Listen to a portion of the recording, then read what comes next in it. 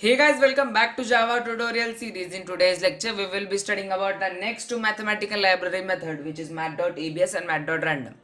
So let's start with our first mathematical function for today, which is math.abs. Math.abs basically returns a value after removing the sign of the data which was entered. Basically, it can be anything: integer, long, float, or double.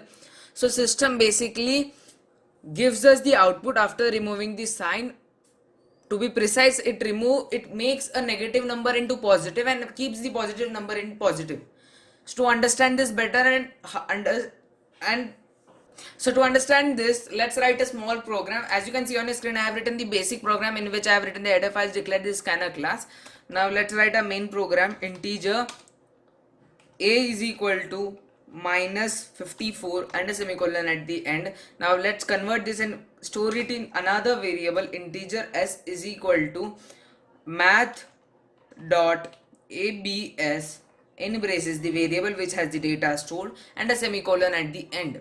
Now we will give the output as s because the system has the value stored in the variable s. Let's compile this. As you can see, it is no syntax error. Now we will try to run our program. We have received our output. It is plus 54 or 54 without sign. So this is the only application of math.abs mathematical function. Moving on to the next mathematical library method for today, which is math.random. Math.random, unlike math.abs, returns the value only in double.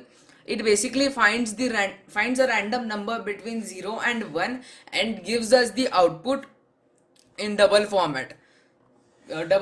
Basically it gives us output in decimals up to 10 significant figures. So let's write a small program to understand this better. We will directly write double d is equal to math dot random and a semicolon at the end. Now we will give our output as d. Let's compile this. It is no syntax error. Now I will try to run our program. It is 0.663 and so on. So this is the way the system gives us output if we don't make any conversion in the math.random. We can make some conversions, like we can ask the system to give us a random number between a particular data, like we want a random number between 3 and 4, or if we want a random number between 100 and 1000, or the random number should be an integer, and so on.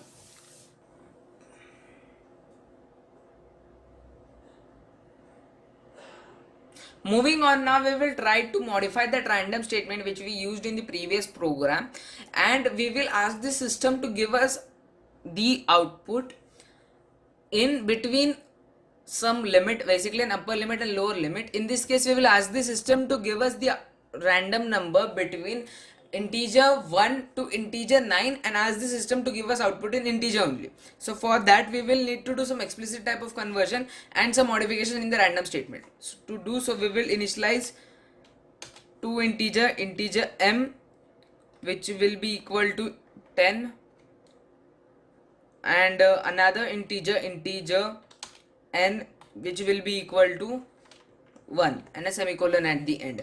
Now we will try to find the random number between 10 and 1 and store it in another variable.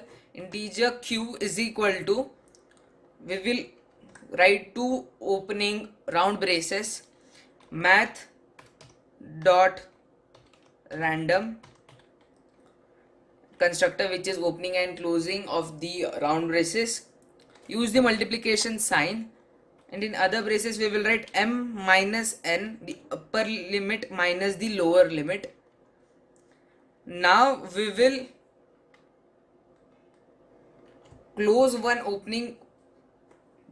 round brace and add the lower limit to this, which was n in this case, and close another round brace.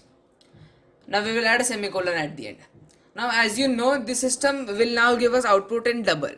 So we will do an explicit type of conversion. So to do so, we will only add integer in round braces in front of that statement. Now this statement integer q is equal to integer mat dot random m minus n plus n has been converted into integer. If we would have not written integer, the system would have given us an error, basically incompatible type class error. Now we will give our output as q. Let's compile this. It is no syntax error. Now we will try to run a program. The system has given us output as 9. The system has given us a random number 9. So let's try this once again. We will again run this. The system has given us a random number as 1. This type of program is basically used in those lottery type of programs in which the system has to give us output of one number between particular tickets and so on.